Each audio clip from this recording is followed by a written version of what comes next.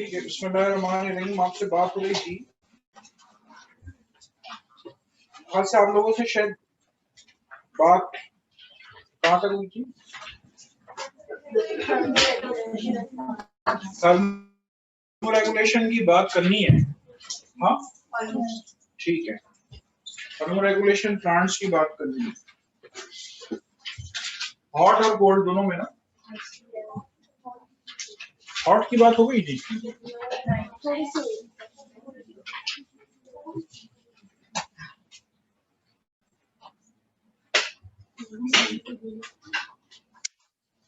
Excretion की बात हुई है ना अभी तक आपसे,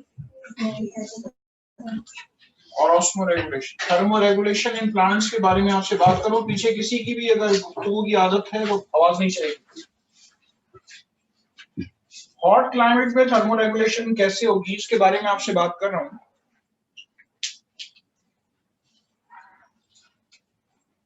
देखिए, पौधा जो है, सबसे पहली बात तो यह है, गर्मी में ट्रांसपरेशन करता है।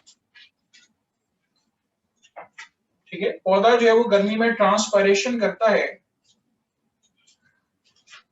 और ट्रांसपरेशन की वजह से क्या होता है, ट्रांसपरेशन की वजह से ये ट्रांसपरेशन कूलिंग इफेक्ट एग्जर्ट करता है पौधे के ऊपर, और पौधा जो है वो ठंडा हो जाता है। अब मुख्तलिफ तरीके हैं। आमतौर पे आपने पौधे के पत्ते यूं देखे होंगे, ये बहुत एक प्रॉपर पोजीशन में होते हैं। ज्यादा गर्मी है तो वो क्या करते हैं, पत्ते विल्ट हो जाते हैं। विल्टिंग से क्या होता है, सूरज की रोशनी जो बिल्कुल डायरेक्ट पड़ रही होती है, वो सूरज की रोशनी अब डायरेक्ट नहीं पड़ती। लीव्स क्या होते हैं, विल्ट हो जाते हैं, मुरझा जाते हैं। ठीक है, लीव्स जो है वो विल्ट हो जाते हैं, मुरझा जाते हैं। ठीक है, तो विल्टिंग ऑफ लीव्स की वजह से अब सूरज की रोशनी कम पड़ेगी। मजीद आइए, एक तरीके कार ये हो गया। दूसरा तरीके कार ये होता है कि जब गर्मी बहुत ज्यादा पड़ती है तो मे बी के पौधे के जो एंजाइम्स है वो डीनेचर हो सकते हैं। आपको पता है फोटोसिंथेसिस के अंदर एंजाइम चाहिए होते हैं, रुबिस्को बहुत अहम रोल प्ले करता है। अगर रुबिस्को के बारे में बात करें तो रुबिस्को बहुत ही अहम रोल प्ले करता है। अगर एंजाइम हाई टेम्परेचर पर डीनेचर हो जाए, उससे बचने के लिए पौधा करता क्या है,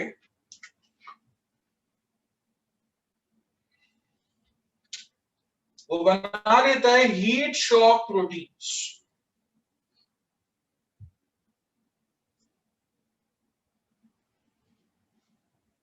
ठीक है, वो क्या बना लेता है, वो बना लेता है heat shock proteins.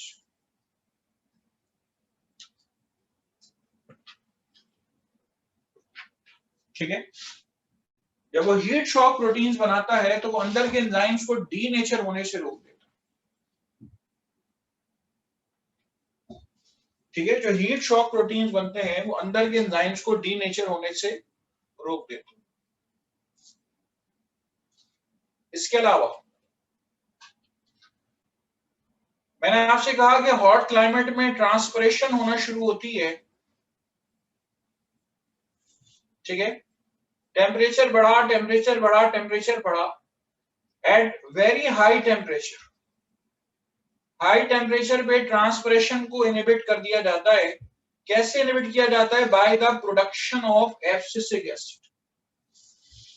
Abscisic acid produce करके,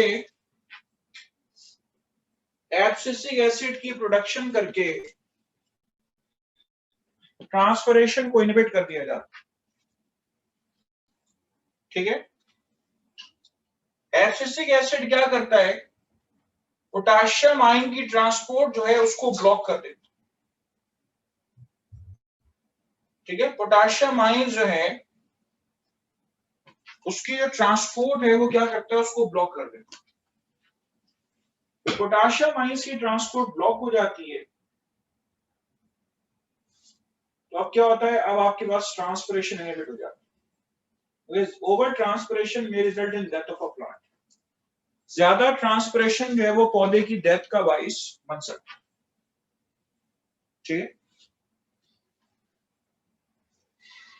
चलें। इसके अलावा ये और किस तरीके से गर्मी से बचा जा सकता है? पौधे जो है अगर उनकी सरफेस पे क्यूटिकल मौजूद हो, वो क्यूटिकल अगर शाइनी हो तो वो क्या करती है, शाइनी क्यूटिकल जो है वो क्या करती है, रिफ्लेक्ट्स कर देती है लाइट। ठीक है, रिफ्लेक्ट कर देती है लाइट को। ये भी गर्मी से बचने का एक तरीके कार है। और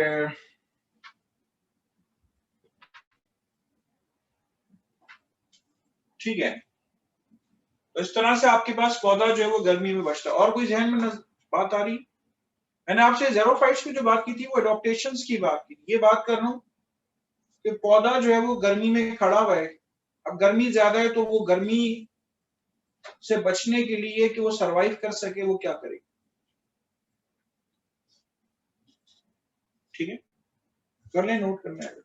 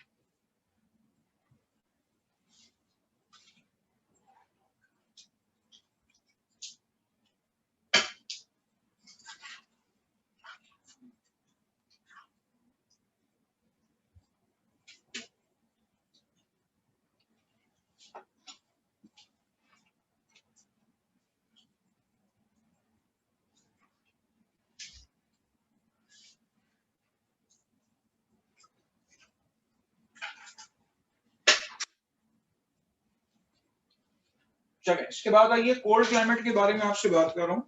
कोल्ड क्लाइमेट में पौधा क्या करे?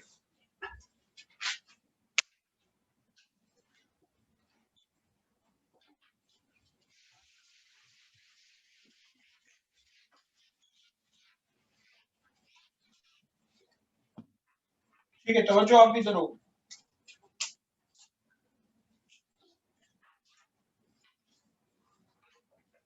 देखें, कोल्ड क्लाइमेट में बाहर सर्दी पड़ रही है, किसी जगह पे बाहर बर्फबारी हो रही है। अवल तो याद रख लीजिए कि जो सर्द इलाके में पौधे होते हैं वो सर्दी आने से पहले जो है अपने पौधे का जो मास होता है वो कम कर देते। ऐसे पौधे डेसिडुअस ट्रीज कहलाते हैं कि सर्दी आने से पहले अपने पत्ते गिरा देते। क्यों गिरा देते हैं? इसलिए गिरा देते हैं कि जब सर्दी आ जाएगी तो महीनों ऐसा होता है कि सूरज नहीं निकलता, बादल छाए हुए होते हैं, सूरज की रोशनी अगर प्रॉपर इंटेंसिटी से नहीं पड़े तो फोटोसिंथेसिस नहीं होती। अब पौधे के जो पत्ते हैं वो रिस्पायरेशन तो कर रहे हैं और फोटोसिंथेसिस नहीं हो रही है, ठीक है, फोटोसिंथेसिस नहीं हो रही है, तो फोटोसिंथेसिस ना होने की वजह से, ठीक है, फोटोसिंथेसिस नहीं हो रही है, फोटोसिंथेसिस ना होने की वजह से आप देखें क्या कहते हैं कि पौधे को ग्लूकोज कैसे मिले, ठीक है, पौधे को ग्लूकोज कैसे मिले, तो पत्ते गिरा दे। तो by decreasing plant body mass, ठीक है, वो सर्दी में प्लांट बॉडी मास से वो कम कर दे।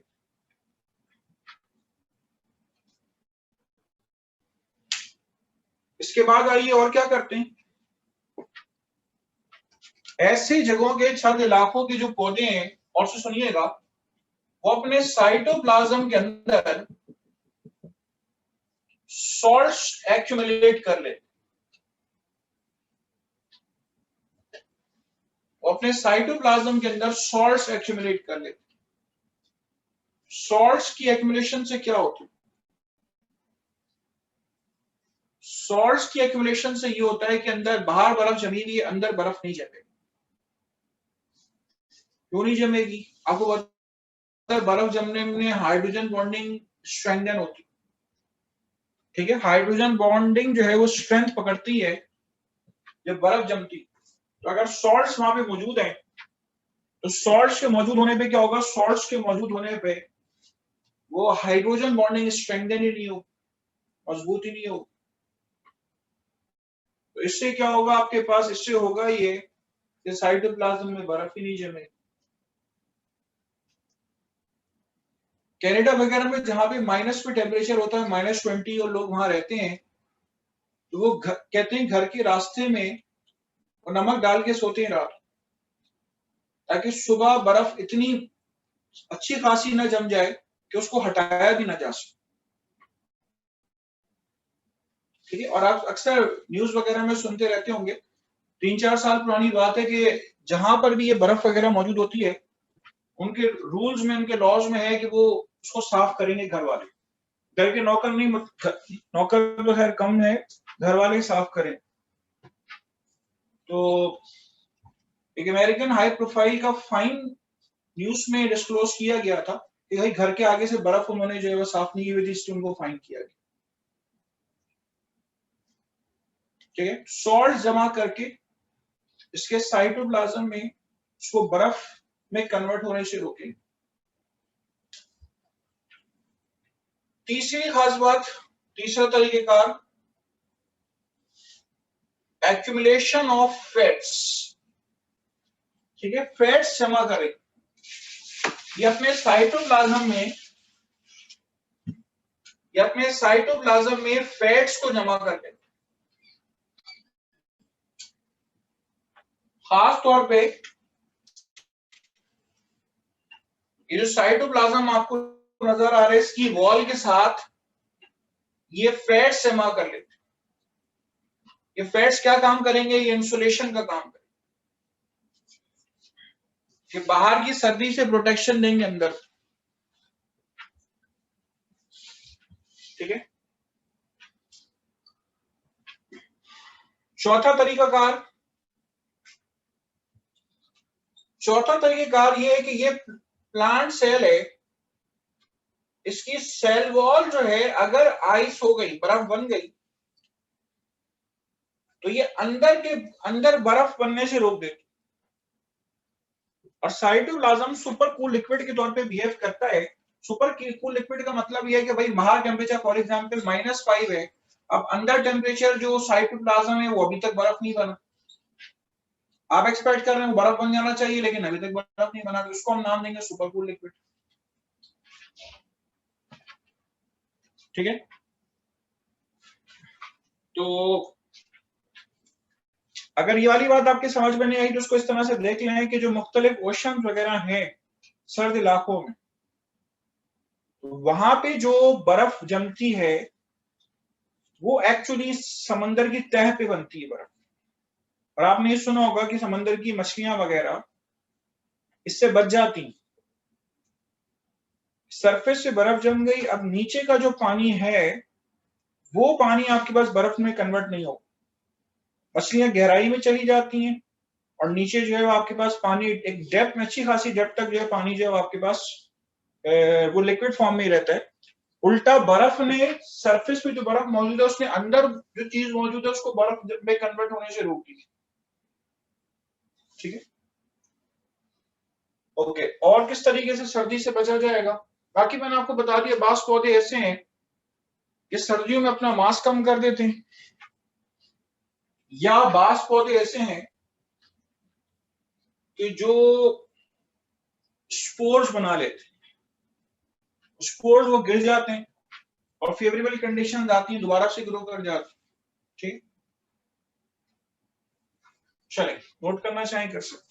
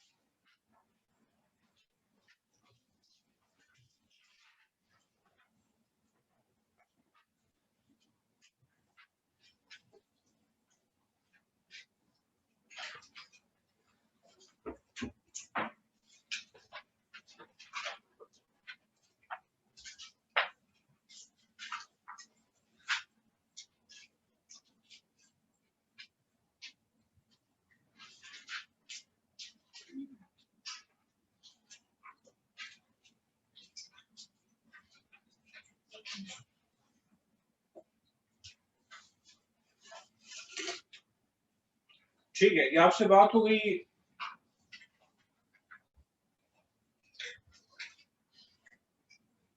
इसके बारे में आपसे बात हो गई है, थर्मोरेगुलेशन एंड प्लांट्स के बारे में। सवाल पूछने का पूछना, इसके बाद फीडबैक मैकेनिज्म के बारे में आपसे बात करना।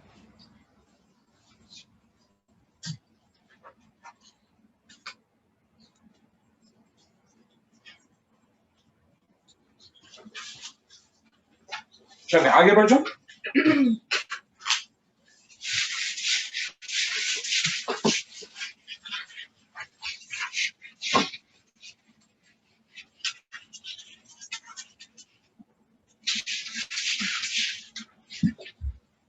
आप में से कोई फीडबैक मैकेनिज्म की डेफिनेशन बता देंगे मुझे? How you will define feedback mechanism?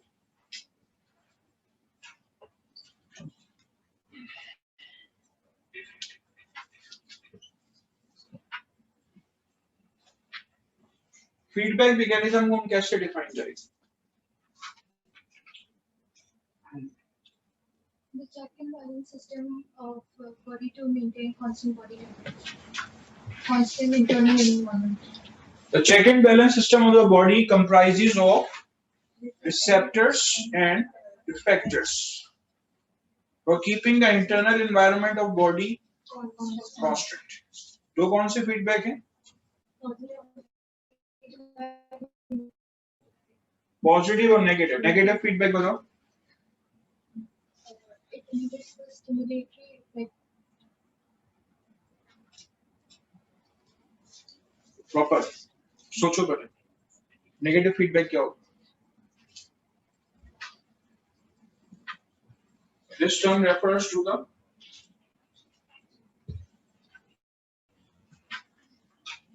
inhibitory effect in relation to any change. ठीक है, कोई चीज कम हो जाए तो ज्यादा कर देगा, ज्यादा हो जाए तो कम कर देगा।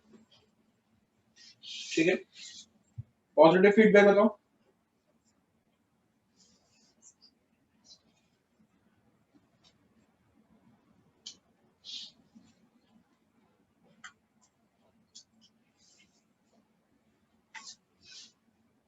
पॉजिटिव फीडबैक भी बताएगा। This term refers to the excitatory effect in relation to any change. कोई चीज बड़ी और बढ़ा देगा उसको, कोई चीज कम हुई उसको और कम कर देगा। ठीक है,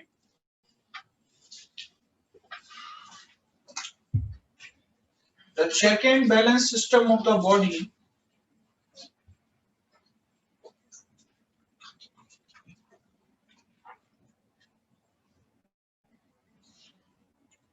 comprises of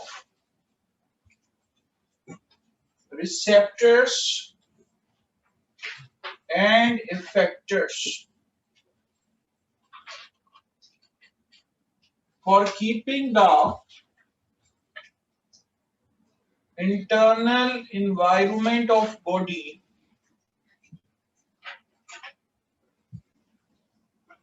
constant. ठीक है, the check and balance system of the body comprises of receptors and effectors for keeping the internal environment of body constant. क्या देखिए जरा, हमारा पिट्यूटरी ग्लैंड है, उससे एक हार्मोन आता है जिसका नाम है ग्रोथ हार्मोन। ये ग्रोथ हार्मोन पूरी बॉडी के अंदर डिस्ट्रीब्यूट होता है और इसका पर्पस क्या है? ग्रोथ करे। अगर ग्रोथ हार्मोन की सिक्रीशन बहुत ज्यादा हो जाती है, उसकी सिक्रीशन को इनहिबिट कैसे किया जाता है? हमारी बॉडी में मौजूद है पेनक्रियास। ये पेनक्रियास एक हार्मोन रिलीज करता है जिसका नाम है सोमैटोस्टेटिन। ग्रोथ हार्मोन का दूसरा नाम है सोमैटोट्रोपिन।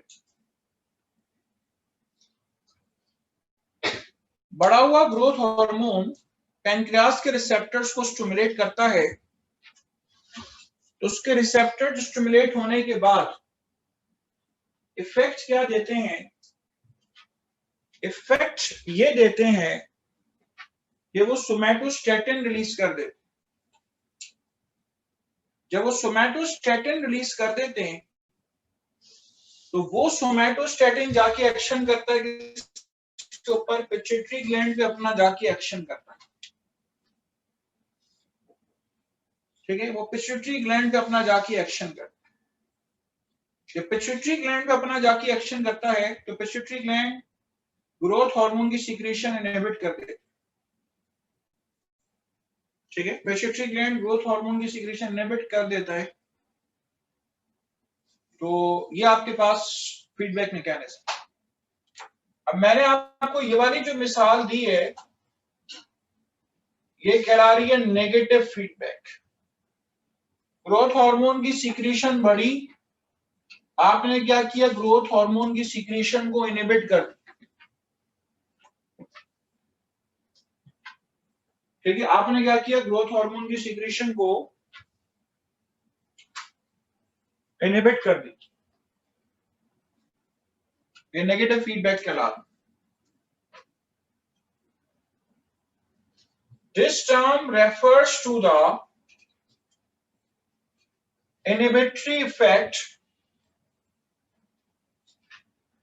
in relation to any change.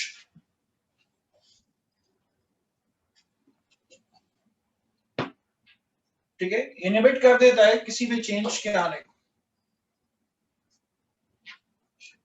अच्छा, और देखें जरा, हमारा जब रोजा होता है तो हमारे ग्लूकोज की कंसंट्रेशन बॉडी में कम हो रही होती है, लेकिन हमारा जो लिवर है उस पे एक हार्मोन काम करता है ग्लूकागॉन, वो ग्लाइकोजिनोलाइसिस करता है। जब वो ग्लाइकोजिनोलाइसिस करता है तो वो ग्लूकोज की कंसंट्रेशन बढ़ा देता है। किसी ने 3 टाइम का खाना एक साथ खा लिया, उसके जिस्म में ग्लूकोज की कंसंट्रेशन बढ़ गई,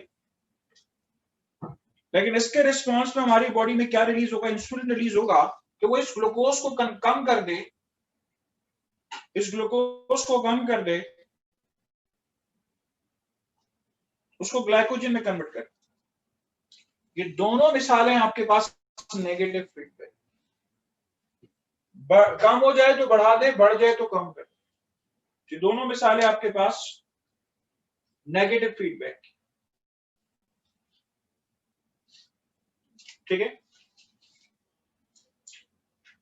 इसके बाद आइए positive feedback. This term refers to the excitatory effect in relation to any change.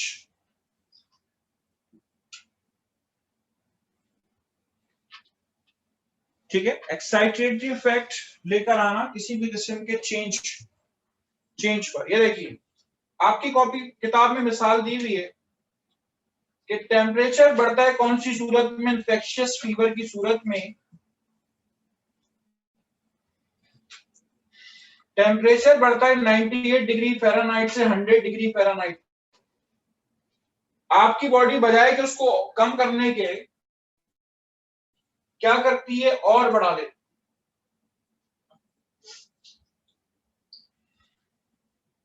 उसको 102 डिग्री फ़ारेनहाइट तक कर,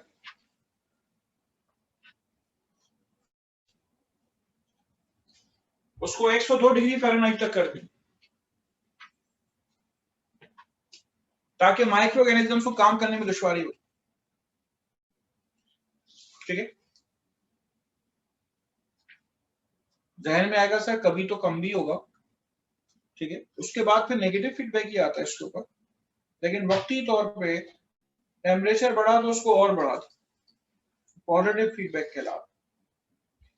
दूसरी मिसाल आप लिख रही हैं मोहतरमा, तवज्जो नहीं दे रही हैं। आपने शायद गौर किया हो कि कोयल जो है वो सिर्फ समर सीजन में ही बोलती है, आम के सीजन में किताबें लिखती हैं कि उसकी बॉडी में एस्ट्रोजन हार्मोन की कंसंट्रेशन ज्यादा होती है समर सीजन में, इस वजह से वो सिर्फ समर सीजन में जो है वो अपना गाना गाती है। ठीक है, इसलिए वो समर सीजन के अंदर जो वो गाना गाती है। तो कहते ये हैं कि उसके एड्रीनल ग्लैंड से एस्ट्रोजन रिलीज होता है, तो उसकी ओवरीज भी एस्ट्रोजन के रिलीज को बढ़ा देती। एस्ट्रोजन एक तरफ से बढ़ा तो ब्लड में बढ़ी, तो दूसरा जो ओवरी है वो भी और बढ़ा देता है उसकी सिक्रेशन। इससे क्या हुआ? इससे ये हुआ कि बॉडी के अंदर एस्ट्रोजन की कंसंट्रेशन और बढ़ गई।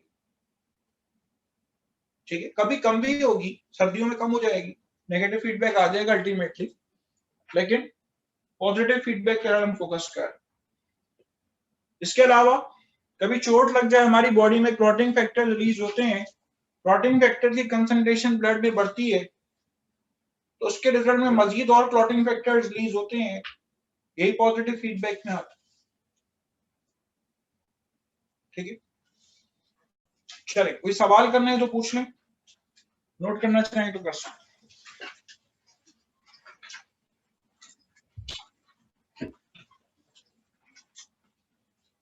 आपका टेस्ट आज है?